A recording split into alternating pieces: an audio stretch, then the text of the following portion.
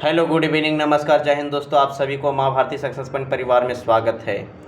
जो नहीं जुड़े हो फटाफट जुड़िए। और आज का हमारा प्रश्न है कि आधुनिक आनुवांशिकी के जनक किसे माना जाता है।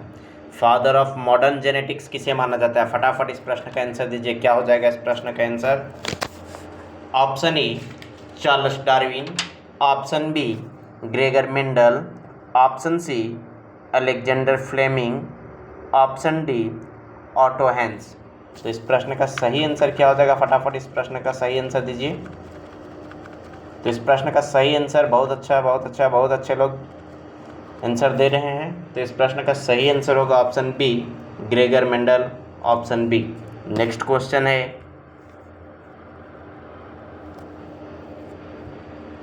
किसका प्रयोग हमें गुणों की विरासत को एक पीढ़ी से अगली पीढ़ी में ले जाने के लिए तंत्र प्रदान करते हैं।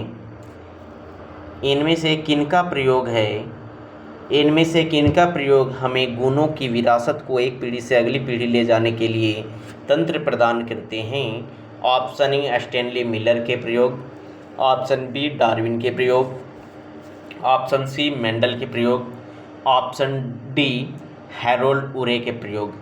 तो इस प्रश्न का सही आंसर हो जाएगा ऑप्शन सी मेंडल के प्रयोग। ठीक है। नेक्स्ट क्वेश्चन है, आनुवांशिकता के नियम किसने प्रस्तावित किए थे। आनुवांशिकता के नियम किसने प्रस्तावित किए थे? Option E Thomas Robert Malthus, option B John Maynard Keynes, option C Gregor Mendel, option D Donald Bayer. तो इस प्रश्न का सही answer option C Gregor Mendel ने। ठीक है। नेक्स्ट क्वेश्चन है कि किसने सजीव वस्तुओं में लक्षणों की आनुवांशिकता के सिद्धांतों के प्रतिपादन में योगदान दिया। इनमें से किसने सजीव वस्तुओं में लक्षणों की आनुवांशिकता के सिद्धांतों के प्रतिपादन में योगदान दिया? ऑप्शन ए स्टैनली मिलर ने, ऑप्शन बी JBS हेल्डेन ने, ऑप्शन सी चार्ल्स डार्विन ने, ऑप्शन डी ग्रेगर मेंडल ने। तो इस प्रश्न का सही आंसर हो जाएगा ऑप्शन डी ग्रेगर मेंडल ने। नेक्स्ट क्वेश्चन, वंशागति नियम की खोज किसने की थी? फटाफट इसका आंसर दीजिए। वंशागति नियम की खोज किसने की थी? ऑप्शन ए चार्ल्स डार्विन ने, option B Hugo de Vries ने, ऑप्शन सी आर्कीबाल्ड गैरोड ने, ऑप्शन डी ग्रेगर मेंडल ने। तो इस प्रश्न का सही आंसर हो जाएगा ऑप्शन डी ग्रेगर मेंडल ने। नेक्स्ट क्वेश्चन है, इनमें से किसे आधुनिक आनुवांशिकी के जनक के रूप में जाना जाता है? इनमें से किसे आधुनिक आनुवांशिकी के जनक के रूप में जाना जाता है? Option A James Watson, option B Gregor Mendel, option C Robert Brown, option D Rosalind Franklin. तो इस प्रश्न का सही answer option B Gregor Mendel को। नेक्स्ट क्वेश्चन है कि मनुष्य जाति के एक पुरुष को उसके एक्स क्रोमोसोम उसके या उसकी किससे प्राप्त होते हैं? एक्स क्रोमोसोम उसके या उसके किससे प्राप्त होते हैं? ऑप्शन ए या तो माता से या तो पिता से, ऑप्शन बी माता से, ऑप्शन सी पिता से, ऑप्शन डी माता पिता दोनों द्वारा। तो इस प्रश्न का सही आंसर हो जाएगा ऑप्शन बी माता द्वारा। ठीक है। थोड़ा सा इस प्रश्न का डिटेल देखते हैं कि क्या है। प्रश्न यहाँ पूछा गया था कि मानव जाति के एक पुरुष को उसके एक्स क्रोमोसोम उससे मतलब उसके किससे प्राप्त होते हैं? तो इसका सही आंसर है एक्स क्रोमोसोम के लिए कि माता से। तो हम लोग जानते हैं कि पुरुष में XY गुणसूत्र होता है, जबकि महिला में XX गुणसूत्र होते हैं। भ्रूण का युग्मज बनने वक्त माता सदैव X गुणसूत्र देती है तथा पिता का X या Y दोनों में से कोई भी एक संयोजित हो सकता है। पुरुष का गुणसूत्र ही लिंग निर्धारक होता है। अतः बच्चों का लिंग निर्धारण इस बात पर निर्भर करता है कि उन्हें अपने पिता से किस प्रकार का गुणसूत्र प्राप्त हुआ है। जिस बच्चे को अपने पिता से X गुणसूत्र वंशानुगत प्राप्त हुआ है वह लड़की है, एवं जिसे पिता से Y गुणसूत्र वंशानुगत होता है वह लड़का होता है। अतः पुरुष गुणसूत्र ही लिंग निर्धारक होता है। ठीक है, लेकिन X क्रोमोसोम मिलता कहाँ से है? तो सदैव X क्रोमोसोम मनुष्य जाति के एक पुरुष को उसके X क्रोमोसोम जो होते हैं वो महिला से ही मिलते हैं। ठीक है, ऑप्शन बी माता से मिलते हैं। नेक्स्ट क्वेश्चन है, बच्चों का लिंग किन से प्राप्त होने वाले वंशानुगत गुणसूत्र द्वारा निर्धारित होगा? देखिए यहाँ पे ये क्वेश्चन बहुत इजी क्वेश्चन है, फटाफट बतलाइए, क्योंकि इतना डिस्क्राइब हम लोग पिछले क्वेश्चन 307 नंबर में किए कि इसका आंसर सभी कोई आसानी से मार सकते हैं। ठीक है, तो इस प्रश्न का सही आंसर क्या हो जाएगा? इस प्रश्न का सही आंसर होगा पिता से। ठीक है, पिता से। ठीक है, बच्चों का लिंग पिता से प्राप्त होने वाले वंशानुगत गुणसूत्र द्वारा निर्धारित होता है, यह होगा। नेक्स्ट क्वेश्चन है, परजातियों में जीवित रहने का लाभ प्रदान कर सकता है अथवा केवल आनुवंशिक क्रम में योगदान प्रदान कर सकता है? ऑप्शन ए परजातीकरण,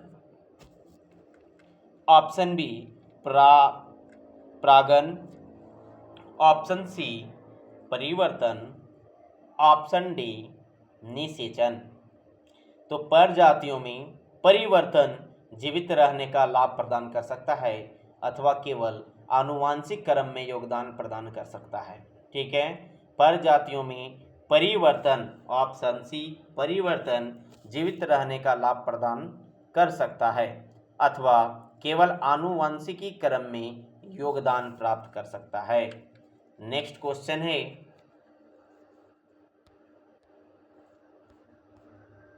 कि माता पिता से संतान में शारीरिक या मानसिक गुणों के संचरण को क्या कहा जाता है? माता पिता से संतान में शारीरिक या मानसिक गुणों के संचरण को क्या कहा जाता है? ऑप्शन ए वंश, ऑप्शन बी रूपांतरण, ऑप्शन सी कर्मिक विकास, ऑप्शन डी आनुवंशिकता।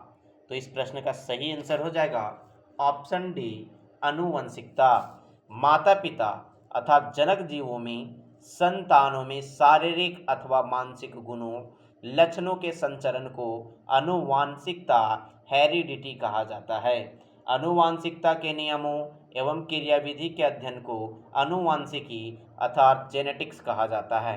ठीक है, नेक्स्ट क्वेश्चन है, निम्नलिखित रोगों में से कौन सा एक आनुवांशिक विकार है?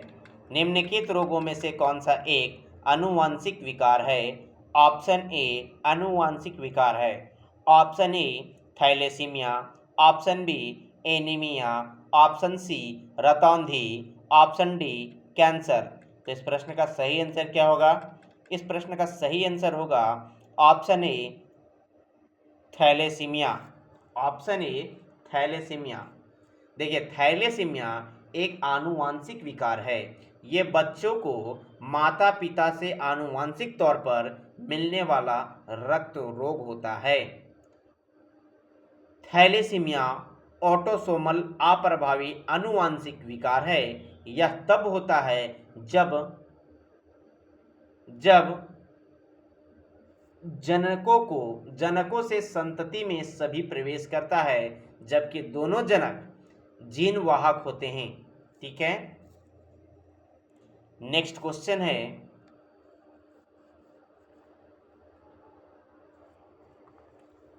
मानवों में नर युग्मक निम्नलिखित में से कौन से गुणसूत्र का वाहक होता है?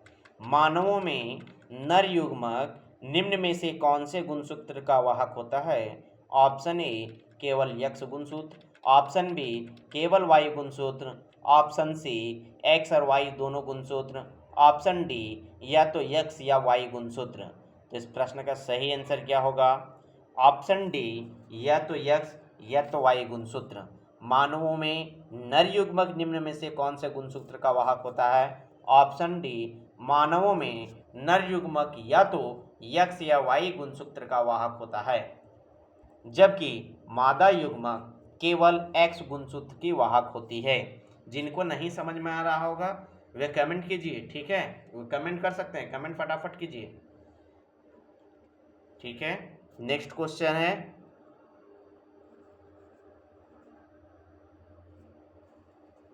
जीन उत्परिवर्तन निम्न में से किसके द्वारा होता है? जीन उत्परिवर्तन निम्न में से किसके कारण होता है?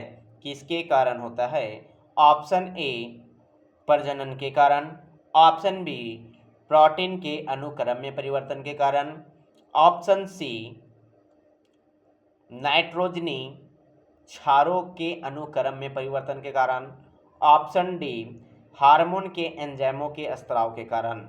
तो इस प्रश्न का सही आंसर हो जाएगा ऑप्शन सी नाइट्रोजनी क्षारों के अनुक्रम में परिवर्तन के कारण। जीन उत्परिवर्तन नाइट्रोजनी क्षारों के अनुक्रम में परिवर्तन के कारण होती है। नेक्स्ट क्वेश्चन है,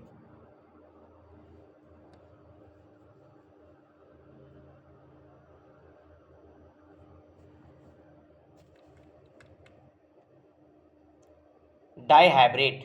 डाइहाइब्रिड संकर जिसको बोलते हैं, संकर का मीनिंग ये होता है हाइब्रिड। ठीक है, डाइहाइब्रिड क्रॉस में विप्यार्सी लक्षणों की कौन सी जोड़ी पाई जाती है? विप्यार्सी लक्षण से उत्पन्न जोड़े स्वतंत्र रूप से व्यवहार करते हैं। एक जोड़ा स्वतंत्र रूप से वर्गीकरण करता है। ऑप्शन ए एक, ऑप्शन बी दो, ऑप्शन सी तीन, ऑप्शन डी 8। तो इस प्रश्न का सही आंसर बतलाइए क्या हो जाएगा? इस प्रश्न का सही आंसर बतलाइए क्या हो जाएगा? क्या हो जाएगा इस प्रश्न का सही आंसर? फटाफट दीजिए। तो इस प्रश्न का सही आंसर हो जाएगा ऑप्शन बी 2। ठीक है, ऑप्शन बी 2। ठीक है, क्यों होगा ऑप्शन बी? क्योंकि मेंडल के द्वितीय नियम अभ्याहू के नियम के अनुसार एक पौधे में उपस्थित सभी लक्षणों के कारक या जीन एकक परस्पर स्वतंत्र होते हैं और वे स्वतंत्र रूप से दूसरे पौधे के सभी लक्षणों के जीन से मिलते हैं। यही आनुवंशिक एकांकों अर्थात कारकों के स्वतंत्र प्रदर्शन का नियम है। इसके अंतर्गत एक लक्षण की विप्यार्सी रूपों वाली किस्मों का संकरण हाइब्रिडाइजेशन से मेंडल को F2 पीढ़ी में 3 प्रभावी एक अप्रभावी लक्षण प्रारूप मिले। इसी प्रकार 2 लक्षण के लिए 2 जोड़े संकरण दिसंकरण से F2 पीढ़ी में मेंडल को 9:3:3:1 के अनुपात में 4 लक्षण प्रारूप मिले। ठीक है, तो उक्त दोनों अनुपातों को क्रमशः एक संकरण एवं दिसंकरण अनुपात कहते हैं। ठीक है, नेक्स्ट क्वेश्चन है, उत्परिवर्तन म्यूटेशन आनुवांशिकी नहीं होता है। आनुवांशिकी नहीं होता है, उत्परिवर्तन म्यूटेशन आनुवांशिक नहीं होता है। ऑप्शन ए विलोपन का, ऑप्शन बी प्रतिलिपिकरण का, ऑप्शन सी प्रविष्टि का, ऑप्शन डी दैहिक का। ठीक है, तो इस प्रश्न का सही आंसर हो जाएगा ऑप्शन डी दैहिक का। बोलता डीएनए अणुओं के स्तर पर उत्परिवर्तन, डीएनए अणुओं के स्तर पर उत्परिवर्तन, विलोपन, प्रतिलिपिकरण एवं परवष्टि के कारण अनुवांशिकी होता है, जबकि दैहिक उत्परिवर्तन अनुवांशिक नहीं होता है, जबकि दैहिक उत्परिवर्तन अनुवांशिकी नहीं होता है। Option D. नेक्स्ट क्वेश्चन है,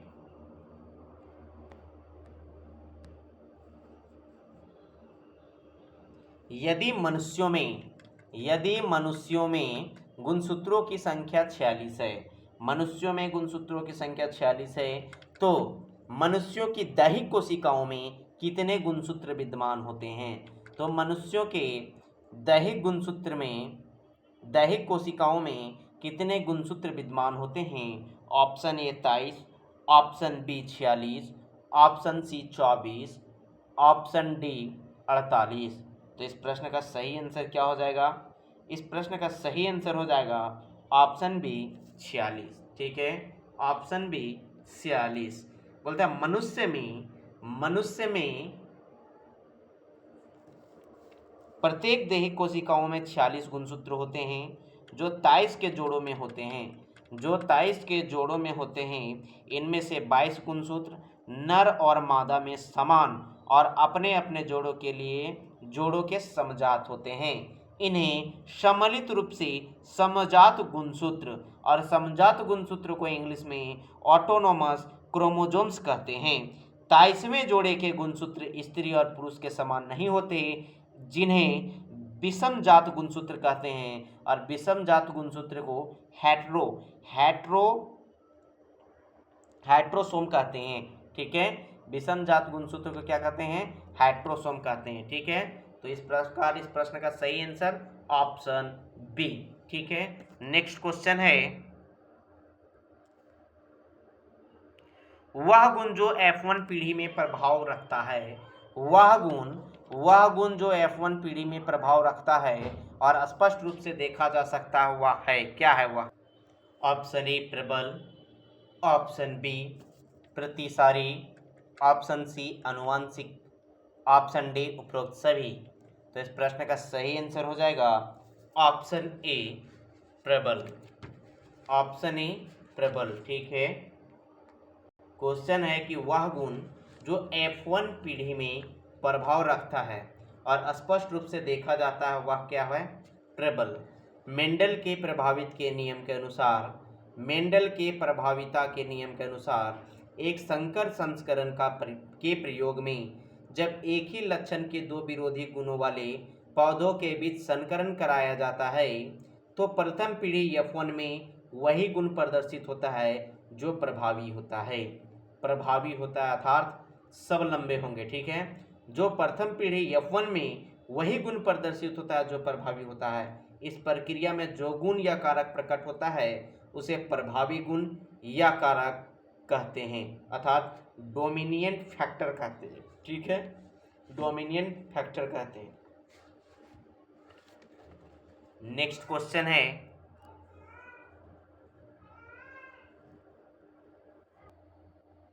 मेंडल के नियम केवल तभी लागू होते हैं जब ऑप्शन ए माता पिता शुद्ध प्रजनन है, ऑप्शन बी पेरेंट कोडोमिनेंट हैं, ऑप्शन सी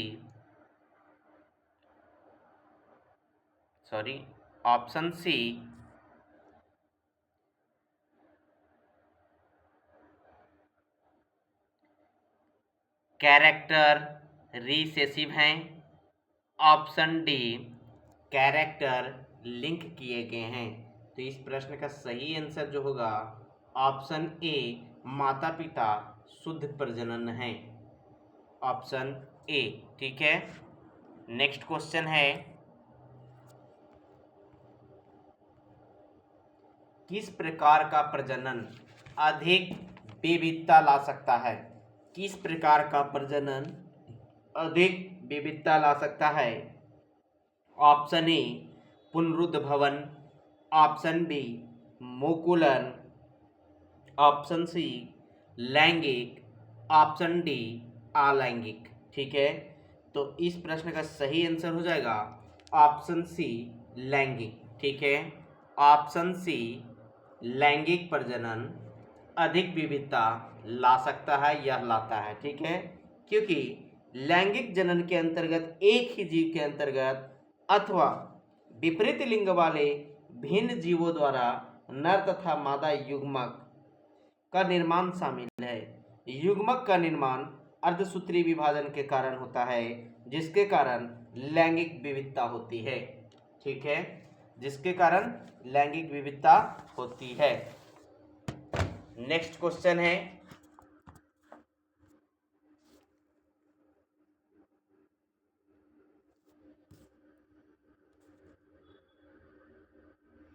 कि आनुवांशिक गुणों के वाहक हैं। इनमें से कौन है जो आनुवांशिक गुणों के वाहक है? फटाफट बतलाइए कि इनमें से कौन है जो आनुवांशिक गुणों के वाहक है। Option A DNA, option B परागकण, ऑप्शन सी बीजाणु, ऑप्शन डी आरएनए। तो इस प्रश्न का सही आंसर हो जाएगा option A DNA. Next question है कि F2 जनरेशन में फिनोटिपिक अनुपात होता है।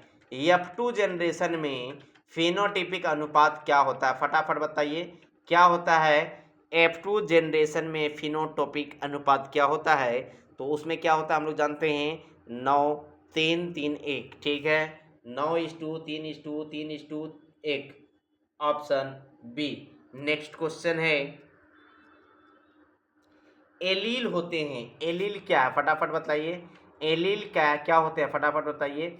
एंजाइमों का एक वैकल्पिक रूप, ऑप्शन बी जीन का वैकल्पिक रूप, ऑप्शन सी क्रोमोजोम का वैकल्पिक रूप, ऑप्शन डी अपूर्ण प्राबल्य का रूप।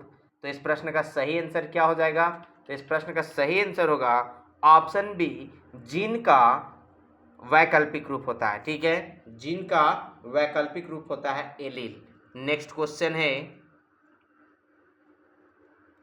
विश्वास और प्रथाओं का एक संग्रह, विश्वास और प्रथाओं का एक संग्रह जिसका उद्देश्य मानव आबादी की आनुवांशिक गुणवत्ता में सुधार लाना होता है, या किस आनुवांशिकी के क्षेत्र को कहा जाता है? फटाफट बतलाइए कि या किस आनुवांशिकी के क्षेत्र को कहा जाता है। ऑप्शन ए आनुवांशिक engineering, option B cloning, option C भ्रूण चयन, ऑप्शन डी यूजेनिक्स। तो इस प्रश्न का सही आंसर जो होगा ऑप्शन डी यूजेनिक्स होगा, ठीक है, ऑप्शन डी यूजेनिक्स।